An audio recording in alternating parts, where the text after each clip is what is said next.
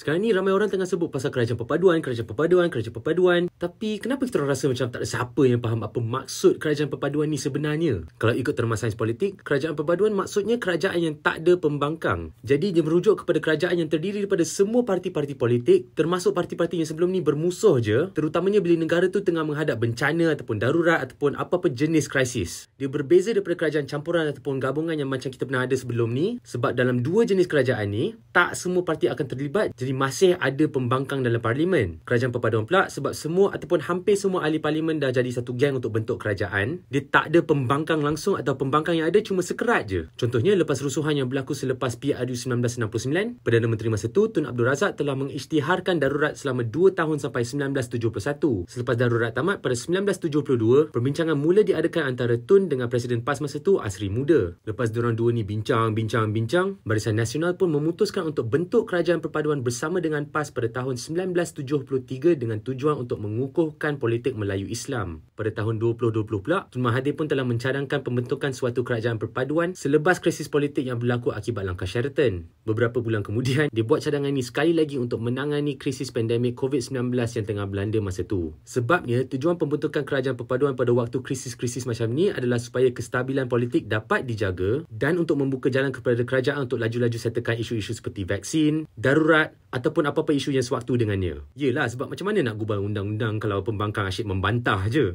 Kerajaan perpaduan ni pun bukannya sesuatu yang unik kepada Malaysia. Masa Perang Dunia Kedua, satu kerajaan perpaduan pun telah ditubuhkan di United Kingdom oleh gabungan kedua-dua parti politik terbesar negara tu, iaitu Parti Konservatif dan Parti Buruh. Kerajaan tu diketuai oleh Winston Churchill daripada Parti Konservatif yang memegang jawatan Perdana Menteri, manakala jawatan timbalan Perdana Menteri pula dipegang oleh Ketua Parti Buruh. Untuk korang betul-betul faham betapa peliknya situasi ni, dia lebih kurang macam korang makan kuih tiaw yang kat dalam tu ada tauge yang korang benci sangat tu. Bila dah kebulur, korang telan juga benda tu kan. Yang tak suka tauge tu silalah terasa. Kalau ikut cakap bekas Menteri Undang-Undang Azalina Othman, terdapat 3 jenis kerajaan perpaduan yang boleh dibentuk sekarang. Satu, kerajaan gabungan antara PH, PN, BN, GPS dan GRS, di mana hampir semua parti ni akan dapat masuk kerajaan. Kiranya hampir tak ada siapa-siapa lah yang akan jadi pembangkang. Kedua, kerajaan gabungan antara 2 atau 3 parti-parti ni sahaja, manakala parti-parti yang tak termasuk pula akan jadi pembangkang. Atau ketiga, disebut kerajaan minoriti yang ada perjanjian bekalan dan keyakinan atau CSA bersama dengan parti-parti pembangkang seperti mana kita orang pernah terangkan dalam video kita orang sebelum ni. Masalahnya sekarang untuk kerajaan jenis kedua dan ketiga ni dah bukan lagi kerajaan perpaduan kalau ikut definisi sains politik lah. Sebab kalau kerajaan tu masih ada pembangkang, tang mana perpaduannya? Mengat perpaduan je lah kot. Lepas tu Tan Sri Muhyiddin pula dah keluarkan kenyataan berkata Perikatan Nasional akan kekal sebagai pembangkang untuk menyuburkan demokrasi. Gitu ayat dia. Menurut Profesor Dr. Muzaffar Shah dari Universiti Sains Islam Malaysia, walaupun kerajaan perpaduan mampu memberi fokus kepada masalah yang dihadapi oleh negara tanpa adanya perbalahan politik, dia masih ada kekurangan iaitu tiada mekanisme semak dan imbang yang kukuh sebab kebanyakan ahli parlimen akan berada dalam kerajaan. Sebab yelah, kalau semua orang pun dah bergabung bawah kerajaan perpaduan pada satu belah, lepas tu tak ada lagi pembangkang pada satu belah lagi, siapa nak pastikan kerajaan tu buat kerja betul-betul ke tak? Cuba kata kalau kerajaan terfikir nak letak cukai GST kat semua harga barang ke tak? Dia rasa macam nak letak cukai 6% tapi pembangkang cakap tak boleh macam tu.